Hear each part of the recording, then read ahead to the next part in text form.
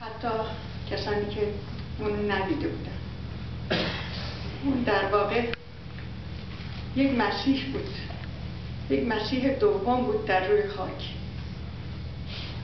دستانش معجزه‌گر بود، با هر جراحی که انجام میداد با ساده ترین وسایل نتیجه های خوب میداد و همیشه قابل ستایش در تمام فامیل و دوستان بود و واقعا مرده زنده میکرد. کسانی که بسیار وضع ناجوری داشتن با مداوای ایشون بهبود پیدا میکردن. برای ما بسیار نازنین بود، بسیار عزیز بود و هیچ وقت از زندگی ما محو نمیشه و فراموشش نمیکنیم. خدایا ما اونو به تو میسپاریم، اونو به خاک نمیسپاریم، تو نگهدارش باش و ازش محافظت کن و به قلب ما و بازماندگانش تسلی بده. از همسر گرامی فیروزه خانم که با نهایت صمیمیت و مهربانی، مخصوصا این چند سال اخیر که ایشون در کسالت شدید بود، پرستاری و مواظبت میکردن، از طرف کلیه فامیل قدوسی ازشون سپاسگزارم. انشالله که نور چشمان عزیزش، پسرای نازنینش و دختر قشنگش نگین عزیز بتونن در آینده پشتیبان صمیمی و مهربونی برای اون باشن و بار این غم رو براش سبک کنن. از همه شما که تشریف آوردین و برای دلداری ما لطف کردین صمیمانه سپاسگزارم.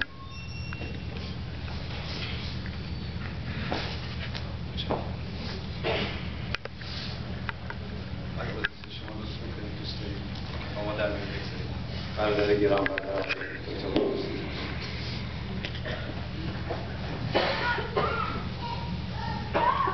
سلام به تک تک خواهر و برادرانم و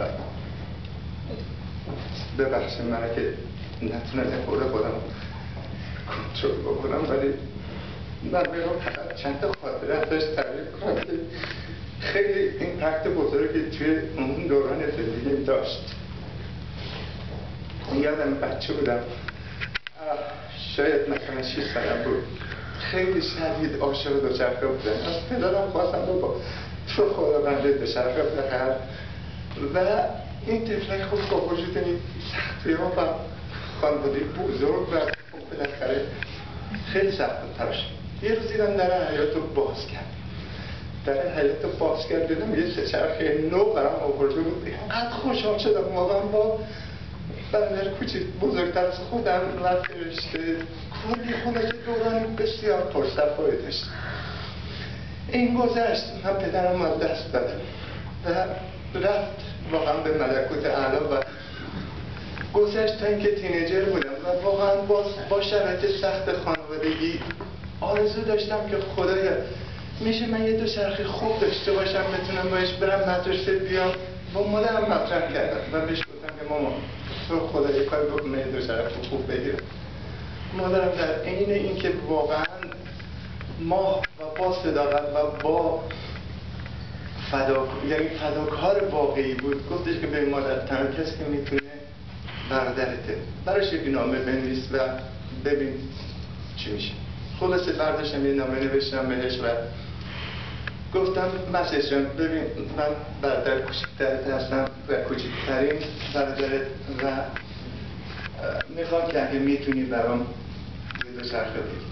باورتون نمیشه در روز بعد دیدم اون صحبت مال زمانی بود که من احتمالاً 14 سالم بود یا 15 سالم بود، 14 سال فکر میکنم. دیدم یک چک $500 برام فرستاده و یادم نمیره که در این عشق و علاقه برام یک نامه نوشته بود که مادرم همش اون میخونه گریه میکرد، میگم برام بخونه باید تا خدا برام بخونشته بود و واقعا اینقدر این محبت داشت، اینقدر صفا و صمیمیت داشت که واقعا در این کلمه من هیچ شکی ندارم. محبت واقعا محبت از چیزای کوچیک روزمره‌اش در چشمه میگیره و مسیح بود که این رو در عمل در زمانی که من باید یاد بگیرم چجوری به بقیه محبت بکنم با محبت خودش واقعا به من نشون داد و به من ثابت کرد که یک آدم فقط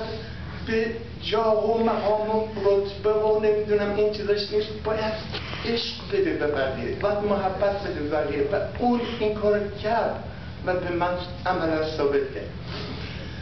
و واقعا در تمام این دوران مخصوصا روزهای آخری که ما دعوت شدیم خونش انقدر گرم گرفتمش، گفتم نصر جان ببین من واقعا خوشحالم که هر دفعه تو رو میبینم مثلا رو هم باز میشه، یعنی اینقدر به من انرژی میدی، اینقدر به من لاف میدی که من وقتی برمیگردم خونه حسابی چارجم، حسابی میتونم واقعا به بچه های خودم، به پسر خودم این رو بهت منتقل بکنم. نمیتونم اگر نداشته باشم این از یه جایی نگیرم نمیتونم کسی بدم. روحش شاد باشه. واقعا تمام خوبیاش، تمام واقعا دست مرتبگرش، همینطور که خواهر بزرگترم یادآوری کردم جزو افتخارات زندگیش بود. ولی این چند سال که من از نزدیک در امریکا بیشتر باهاش بودم، مخصوصا این 5 سال آخر، فوق‌العاده زندگیش پر از لاو بود.